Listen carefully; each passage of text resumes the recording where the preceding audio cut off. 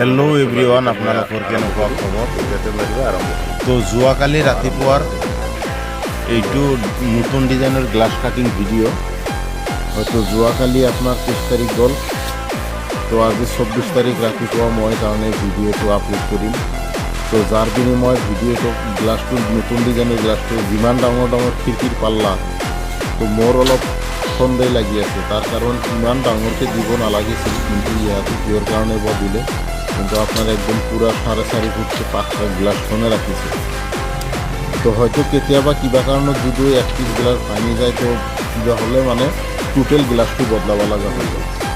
তো যিয়ে নহওক গাইজ, আপোনালোকে যদি কিবা কাম চাম কৰিবলৈ বিচাৰে বা এনেকৈ দৰ্জা খিৰিকীৰ কাম কৰে, হয়তো গোটাই মিস্ত্ৰীৰ পৰামৰ্শতো কাম নকৰিব। কেতিয়াবা আপোনালোকে নিজৰ পৰামৰ্শ অলপ ভাবি চিন্তি ল'ব।